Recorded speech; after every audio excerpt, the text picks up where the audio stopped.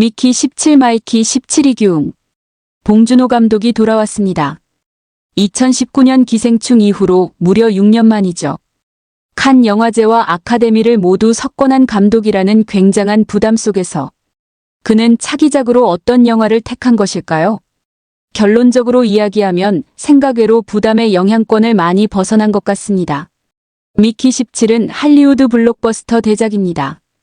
엄청난 제작비와 CG가 들어간 SF 판타지입니다. 결코 심오한 문제작이나 예술작품을 만들려는 욕심은 많이 내려놓은 느낌입니다. 내가 이래봬도 칸 영화제 대상 수상 감독인데 명작을 만들어야 하지 않을까? 이런 무거움이 별로 느껴지지 않았습니다. 물론 좋은 영화를 만들겠다, 관객이 지지할 만한 영화를 만들겠다라는 건 느껴졌는데 대중영화 감독으로서의 봉준호가 보였지 심오한 예술영화 감독으로서의 봉준호의 부담이 보인 건 아니었습니다. 과거 영화평론가 정성일 씨가 봉준호 감독을 한국의 스필버그라고 칭하신 적이 있는데 이번 미키 17이 딱 그런 느낌입니다. 제작비가 많이 들어간 대작이면서 오락적 재미가 있고 준수한 완성도를 지닌 상업영화 대신 너무 과격하지 않은 영화. 물론 R등급이긴 합니다. 영화의 배경은 2055년 미래입니다. 제목의 미키는 주인공인 미키 반스 로버트 패틴튼의 이름입니다. 그는 마카롱 사업을 하다 실패하여 엄청난 사채빚을 지고 친구 티모 스티븐 연와 함께 쫓기게 됩니다. 결국 사채업자를 피해 달아나기 위해 외계 프로젝트에 지원하여 멀리 떨어진 행성으로 가게 됩니다. 미키가 맡은 일은 익스펜더블이라는 극한 직업입니다. 이른바 소모품처럼 막 실험 대상이 되면서 험한 일에 투입되는 역할. 익스펜더블은 위험한 직업인 만큼 죽을 수도 있는데 대신 부활의 특권을 누립니다. 이른바 프린팅이 되지요. 기술이 발달되어 사람의 기억을 벽돌 모양의 기계에 모두 저장할 수 있고 그걸 이용해서 죽은 사람을 복사, 즉 프린팅하여 살려낼 수 있습니다. 육체는 새로 만들어졌지만 기억은 그대로인 것. 이렇게 해서 미키는 미키 2, 미키 3, 미키 4으로 계속 부활하게 됩니다. 다시 살아날 수 있기 때문에 신약 개발 등의 임상실험 대상이 되어 계속 죽게 되었다가 프린팅되어 부활합니다.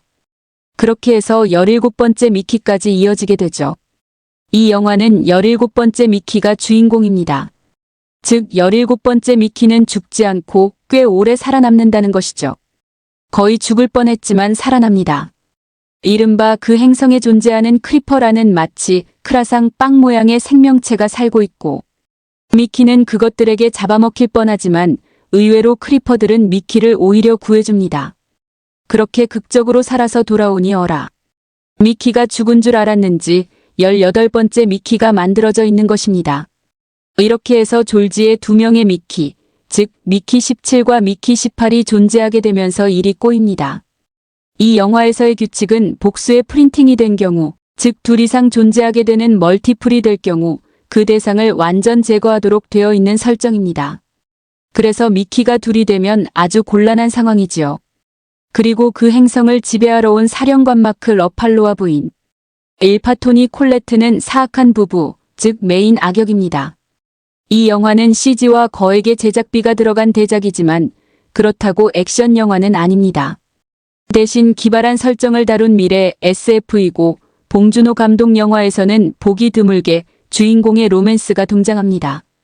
즉 SF 로맨스이고 미키의 상대역은 나샤 나오미 에키라는 용맹한 요원입니다. 지구가 아닌 미지의 행성을 배경으로 한 모험, 사랑, 판타지, 코믹이 펼쳐지는 풍성한 오락영화입니다.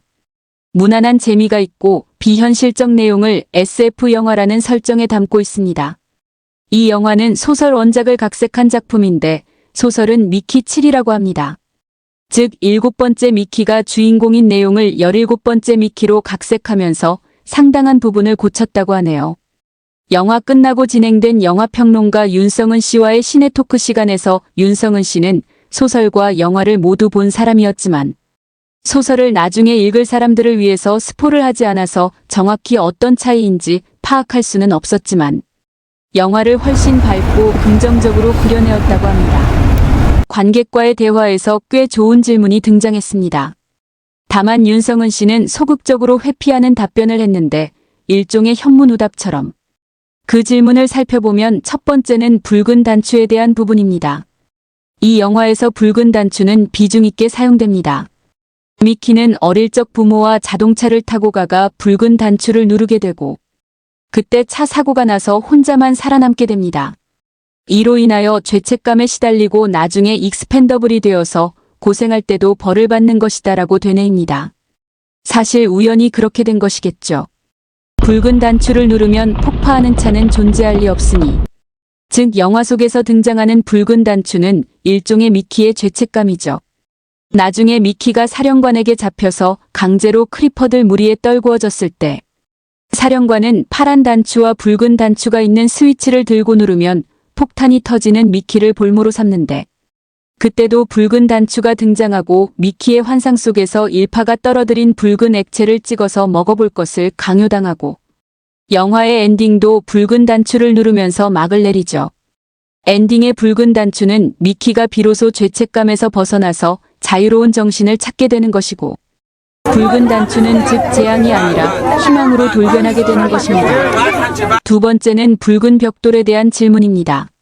이른바 기억 저장소. 2055년 미래를 다루었지만 의외로 기억 저장소 기계는 첨단 모양의 기계도 아니고 USB처럼 작은 기계도 아니고 벽돌 모양의 투박한 것을 사용합니다. 이건 뭘까요? 기억이란 세월이 흐르면서 하나하나 차곡차곡 쌓아지면서 누적되는 것입니다. 벽돌 역시 한 장 한 장 쌓아지면서 비로소 건물을 이루게 되죠. 그런 의미에서 기억과 벽돌은 공통점이 있습니다. 물론 봉준호 감독이 그런 의도로 벽돌을 설정했는지는 모르지만 아무튼 그런 해석이 가능하죠. 그리고 반어적으로 첨단이 아닌 투박한 모양으로 설정하여 일종의 반전적 유머 효과 그리고 기억에 집착하는 즉 과거에 집착하는 것에 대한 무의미함을 함유했을 수도 있죠. 과거의 기억보다 미래에 대한 꿈과 설계가 비로소 첨단적인 것일 수도 있는 트와일라이트 시리즈로 인기를 얻은 로버트 패틴튼이 원톱 주인공인데 그는 테넷 악마는 사라지지 않는다 더 배트맨 등으로 계속 한국 관객들과 만나면서 어느덧 중견 연기자를 향한 관록을 계속 붙여나가고 있습니다. 이제 트와일라이트의 뱀파이어 따위는 잊어라 라고 하는 듯 이번에도 좋은 연기로 1인 2역을 하며 아카데미 주연상과 조연상을 모두 수상해도 된다라는 말까지 나오기도 합니다. 이 영화를 보면서 왜인지 자꾸 임창정이 떠오르더군요. 약간은 돌연변이 같은 거칠고 화끈한 성격의 미키 18과 소심하고 인간적인 미키 17의 상반된 모습을 연기합니다. 미나리와 버닝 등으로 알려진 스티븐 연이 조연으로 등장하는데 그도 어느덧 상당히 이름을 알린 글로벌 스타가 되어가고 있습니다. 마블의 스타인 마크 러팔로가 사악한 악역으로 과장되고 코믹한 연기를 하며 토니 콜레트가 더 사악한 아내 역이죠.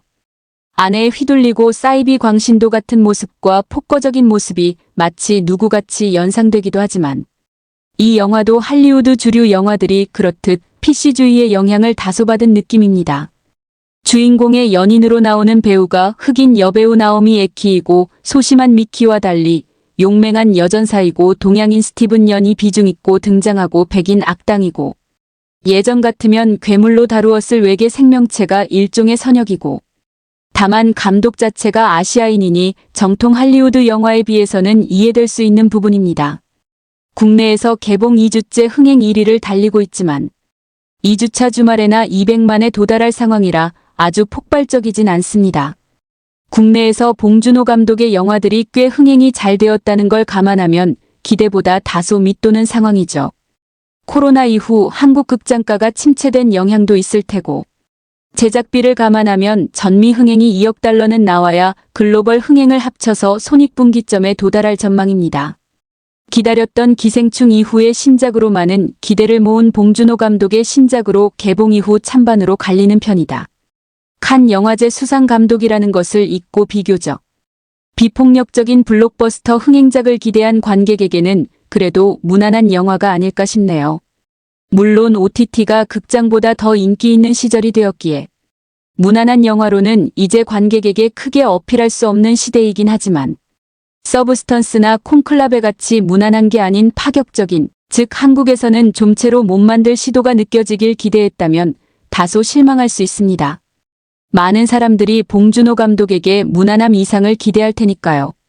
제 개인적으로는 미키 18의 등장을 좀 더 빨리 하여 상반된 성격의 투톱 활용을 좀 더 빨리 했으면 좋지 않을까 싶었고, 초중반에 다소 시각을 끄는 흐름이 있어서 120분 정도 분량이었으면 어땠을까 싶습니다. 기술적으로 오락적으로 괜찮은 완성도를 가진 영화입니다. PS1 육체는 새로 갈아타고 기억은 그대로다. 이건 사실 꽤 오래전에 등장한 소재입니다. 일단 마징가지, 그레이트 마징가라는 옛날 만화에서도 쓰였고, 벌써 25년 전 아놀드 슈왈제네거 주연의 6번째 날에서 기억을 유지한 복제인간 소재가 다루어졌습니다. 2명의 같은 복제인간이 등장한다는 것도 여기서 먼저 설정했고, 우리나라에서 검은 독수리라는 제목으로 나온 일본 만화에서도 죽은 사람을 로버트의 몸으로 다시 부활시킨 기억을 온전히 옮겨서 내용도 있었고요. 복제 기술이 아닌 프린팅 기술로 묘사된 건 새로운 느낌입니다. PS의 특정 장면들에서 인디아나 존스 84에서 케이트 캡쇼가 지하의 화염불 속으로 들어갈 듯 말 듯 아슬아슬했던 그 장면이 연상되었습니다. 크로아상 모양의 애벌레 같은 생명체들이 수없이 많이 땅 위에 몰려든 건 스타쉽 트루퍼스가 살짝 연상되었고요. 그 생명체 모양은 크로아상 같았는데 입 모양은 봉준호 감독의 흥행작 괴물 또는 듄둔이 연상되었습니다. 사채업자에게 잡혔을 때 다른 사람이 전기톱으로 갈려 죽는 걸 보게 하고 겁을 주는 건 스카페이스 83의 초반부가 생각났죠. PS3 봉준호 감독 차기작이 애니메이션이 될 거라네요. 매우 의외입니다. 아무튼 이제 좀 작품 발표 주기가 빨라지셨으면 하는 바람이네요. 미키 17앤드 바람처럼 엎치락 뒤치락 대환장난전. 봉 감독이 이렇게 만들 줄은 몰랐는데 꽤 재미있는 영화임에는 틀림없지만 기대보다 드라마가 좀 약하다. 미키 18이 너무 급하게 저질러버리니 공감보다는 시나리오에 짜맞춘다는 느낌이. 배우들의 연련도 돋보이고 영상도 흠잡을 데 없고 끔찍한 상황을 경쾌하게 잘 표현했고 마샬 같은 선동형 광신도 지도자 트럼프 대신 편견 없고 진정성 있는 나샤 해리스를 내세운 메시지도 좋고 분명 완성도 높고 재미있게 보긴 했는데 살짝 아쉽다. 각본 감독 봉준호 원작 에드워드 애슈턴 소설 미키 7만 2022 소설은 미키 7인데 봉 감독이 미키를 10번을 더 죽이려고 미키 17으로 변경했다고. 도입부 얼음 구덩이에 빠진 미키 17 티모가 내려와서 보더니 화염방사기만 챙겨간다. 넌 어차피 죽음 익숙하고 또 프린트하잖아.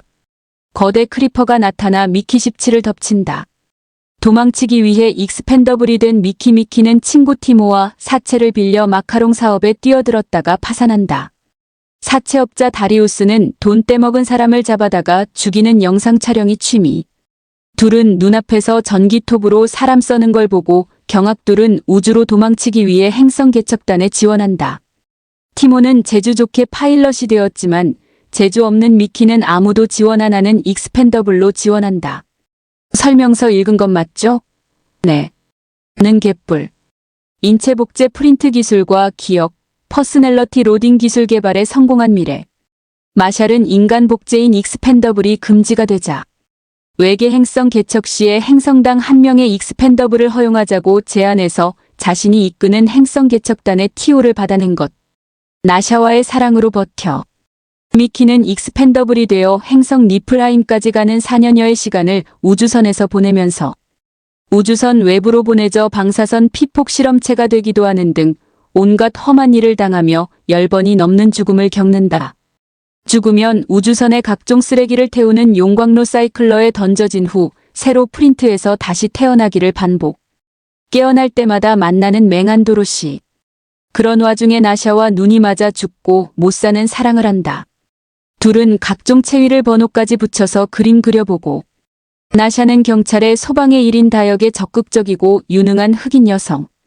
마샬은 아내 일파와 엽기 부부로 사이비 종교의 지도자이기도 한데 개척단 인원의 식량과 섹스까지 통제하면서 행성 니플하움에 가면 원하는 모든 것을 이룰 수 있는 것처럼 이끌고 있다.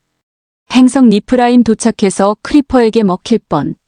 마침내 행성에 도착해서 미키가 실험체로 먼저 나가보지만 치명적인 바이러스에 감염되자 또 여러 번을 죽어가며 백신 개발의 실험체가 된다. 그리고 드디어 백신 개발에 성공해서 미키 17은 카이, 제니퍼 등과 첫 탐사를 나갔는데 새끼 크리퍼를 만나 놀라고 얼음 천장이 무너지면서 제니퍼가 죽고 만다. 마샬은 미키 17에게 네가 죽었어야지 라며 화를 내고 생체 실험을 위해 크리퍼를 생포해올 때까지 식량은 반으로 줄이고 일은 2배로 늘리게 했다. 그래서 미키 17이 티모의 비행선으로 보급을 받으며 크리퍼를 찾아다니다 얼음 구덩이에 빠졌고 이제 대형 크리퍼에게 먹히기 직전인 것. 그런데 크리퍼가 미키 17을 먹는 게 아니라 구덩이 밖으로 밀어 올려준다. 그리고 미키 17을 배웅하는 듯 쳐다본다. 미키 18 등장. 멀티플. 커다란 바위 운반차 뒤에 타고 기지로 돌아온 미키 17은 지쳐서 자기 방 침대에 드러눕는데 옆에 또 다른 미키 17이 죽은 줄 알고 바로 미키 18을 프린트한 것. 그럼 멀티플. 지구에서 복제인간을 논란 끝에 금지했을 때 연구원 중에 사이코패스가 있어서 몰래 자신의 복제인간을 프린트해서 알리바이용으로 쓰고 자신은 연쇄살인을 저질렀다. 그가 체포된 후 둘을 같이 처벌해야 하는지 등 숱한 논란을 낳았는데 그의 또 다른 복제인간이 남아서 추가 살인을 저지르까지 했다. 이런 동시에 존재하는 동일한 복제인간들을 멀티플이라 했고 혐오의 대상이 되어 익스펜더블이 멀티플이 되면 영구 삭제하도록 결정되었다. 미키 18이 나샤와 그 짓을 하려고 소심한 미키 17과는 달리 대담하고 과격한 미키 18은 미키 17을 죽이려고 쓰러뜨린 후 사이클러에 빠뜨리려다 티모가 오는 바람에 같이 숨고 티모가 연료 추출물 마약을 밀매하는 현장을 목격한다. 미키 17은 티모를 유일한 친구로 여기고 있지만 미키 18에게 그는 돈을 빼돌린 사기꾼. 미키 18은 티모를 죽이겠다며 사이클러 불구덩이에 빠뜨리고 구덩이 안에 홈을 잡고 버티는 티모를 불꽃챙이로 찌르려고 하는데 나샤와 다른 사람이 나타난다. 미키 18은 티모에게 마약 밀매 폭로하겠다고 협박해서 입 다물게 하고는 나샤 엉덩이 주무르면서 같이 나간다. 눈에 불나는 미키 17. 더군다나 나샤는 미키 18에게 오늘은 비육체위로 하자고. 마샬과의 디너 갔다가 죽을 뻔 미키 17은 방으로 쫓아가려는데 마샬의 비서인 프레스턴과 피전 맨치킨인 줄 알았더니 비둘기란에이 붙잡고서 마샬과의 디너 경품에 선택되었다고 바로 끌려가. 마샬과 일파는 친구 제니퍼를 잃은 카이를 위로한다며 불러서 같이 식사. 카이는 최고의 여성. 출산 많이 해야 돼. 내가 자궁으로만 보여. 혼자서 스테이크 엄청 먹던 미키 17이 쓰러져. 과학팀장 아카디가 배양육에 새로 개발한 호르몬을 넣었는데 부작용이 있는 모양이라고. 아카디는 이참에 개발 중인 특수 진통제도 시험해봐야겠다고. 마샬이 주사기 받아서 미키 17 목에 푹. 하지만 효과 없어. 마샬이 그냥 죽여버리고 다시 프린트하는 게 낫겠다며 권총을 머리에 대는데 일파는 커튼 버린다고 난리치고. 미키 17은 이제 괜찮다고 억지로 일어나. 카이가 부축해서 일단 카이 방으로 데려가. 나샤와 카이의 미키 쟁탈 전 카이가 미키 17 손잡으며 당신 사람 맞다고 입 맞추려는 걸 미키 17이 겨우 거부하고 자기 방으로 뛰어들어가. 그런데 이미 미키 18에게 얘기를 들은 나샤는 미키가 둘이라며 너무 좋아해. 둘이 교대로 일 나가고 교대로 죽으면서 같이 살자고. 나샤는 셋이 나란히 침대에 눕게 하고는 미키 17과 키스하며 손은 미키 18의 팬티 안으로. 그런데 갑자기 카이가 들이닥쳐. 카이는 놀라 나가고 나샤가 쫓아나가. 상황 파악한 카이는 미키 18은 너 가지고 미키 17은 자기가 갖겠다고. 나샤는 웃기지 말라고 둘 다 내거라고. 미키 18이 마샤를 죽이려다 다 잡혀. 미키 18은 미키 17에게 디너에서 죽을 뻔한 얘기를 듣고는 급흥분해서 마샤를 죽여야겠다고 달려나가. 마샬은 사람들을 모아놓고 커다란 바위를 반으로 잘라서 정착촌 착공 기념비를 만들겠다고 선언하는데 미키 18이 사람들을 해치며 나와 권총을 겨누고 쏜다. 그 순간 바위에 잘린 면에 있는 구멍에서 새끼 크리퍼가 튀어나와 마샬이 놀라는 바람에 총알은 빗나가고 난장판이 된다. 미키 18은 잡히는데 미키 17까지 달려오자 마샬은 멀티프림을 알아챈다. 그런데 바위의 다른 구멍에서 또 새끼 크리퍼가 튀어나와 마샬을 덮친다. 마샬은 크리퍼 하나는 집중 사격으로 조각내 죽이고 다른 하나는 생포한다. 미키 17, 18과 나샤는 체포되어 각기 붙은 창살방에 갇힌다. 미키 17은 크리퍼가 자기 안 먹은 얘기하는데 나샤는 크리퍼가 자기 구해준 거라고. 티모의 소동 티모가 경비를 매수해서 잠입해 들어와서는 사채업자 다리우스의 부하가 자기 방 앞에 놓고 간 편지를 보여준다. 미키를 열쇠 토막 이상으로 잘라 죽이는 영상을 찍어보내면 살려주겠다는. 티모는 순한 놈을 처리하는 게 쉽다며 미키 17을 테이저건으로 기절시키고 끌어내서 전기톱을 켜려고 하는데 미키 18이 차라리 자기를 죽이라며 대신 옥시포조를 달라고 유인해서는 다가온 경비를 붙잡고 열쇠를 빼서 문 열고 나와서 테이저건으로 티모를 쓰러뜨린다. 하지만 셋은 몰려온 경비병들에게 붙잡혀 사이클러 앞에 있는 마샬에게 끌려간다. 미키 17, 18은 몰려온 크리퍼 무리 앞으로 복도밖 창문으로 보니 엄청난 크리퍼 무리가 기지를 에워싸고 몰려들고 있다. 도로시는 같이 가며 크리퍼가 지능이 있고 내는 소리에 패턴이 있어서 통역기를 만들어봤다고. 나샤는 크리퍼가 미키 17을 구해준 게 맞다고.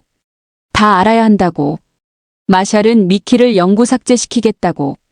나샤는 마샬에게 소리치지만 마샬은 시끄럽다며 새끼 크리퍼를 줄 매단 꼬챙이에 꿰서 불구덩이 위에 매달고는 나샤에게 줄을 물고 있게 해. 마샬은 독가스로 크리퍼 떼를 몰살시키려고 한다. 미키 17이 피실험체가 되어 죽어간 그 독가스. 그때 나샤는 미키 17이 혼자 있게 할 수 없다며 방호복을 입고 들어와 안아줬다. 새끼 크리퍼 꼬리를 잘라서 믹서에 갈아 소스로 먹어본 일파가 맛이 훌륭하다며 마샬에게 제안한다. 미키 17, 18에게 폭탄조끼를 입히고 내보내서 크리퍼 꼬리 잘라오기 경쟁을 시키자고. 진 사람은 마샬이 팔뚝에 찬 리모컨 버튼을 눌러서 폭사시키고 마샬이 좋은 생각이라며 둘을 내보낸다. 미키 17은 도로시가 준 통역기를 목에 걸고 크리퍼 리더인 마마 크리퍼에게로 가서 대화한다.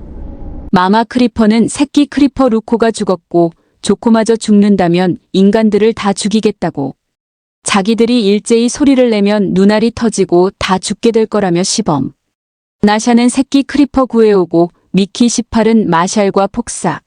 한편 마샬은 밖에 나가서 크리퍼 리더에게 몰살 선언을 하는 장면을 찍으면 기념이 되겠다는 프레스턴의 제안을 받아들여 장갑차를 동원해 밖으로 나간다. 미키 17은 조코를 살려주겠다고 기지 쪽으로 달려가는데 마마 크리퍼는 그걸로 안 된다고. 루코가 죽었으니 인간도 하나 죽어야 한다고. 미키 17은 기지 앞에 가서 아내 나샤에게 팔 모양으로 C3를 만들어 보여준다. C3는 그들이 만든 체위번호. 바로 아기 안고우기. 손이 묶여있던 나샤는 줄을 문채 날아서 일파의 목을 다리로 감아 조이고 위협한다. 마샬의 잔혹한 행위에 반발해서 부활을 시켜 증거 영상을 몰래 촬영하던 경비대장. 지크는 나샤 편을 들어서 일파를 체포하고 나샤가 새끼 크리퍼를 안고 밖으로 나가게 해준다. 나샤는 새끼 크리퍼를 미키 17을 통해 마마 크리퍼에게 준다. 미키 18은 결심을 하고 장갑차 위에 마샬에게 달려들어 인간도 하나 죽는다며 리모컨. 기폭 버튼 18을 눌러 같이 폭사한다. 미키 17은 미키 반스 돼 6개월 후 나샤는 스스로 바로잡기로 결심하고 위원회 선거에 출마해서 위원이 되어 인체 프린트를 금지하고 기념식을 하면서 프린터 폭발 버튼을 미키에게 맡긴다. 이제 미키는 미키 17이 아니라 그냥 미키. 티모는 다리우스의 부하를 만나 격투 끝에 죽이고 법정에서 정당방위로 풀려났다. 카이는 동성 애인을 만난 모양. 마마 크리퍼가 소리로 다 죽일 수 있다고 한 건 뻥.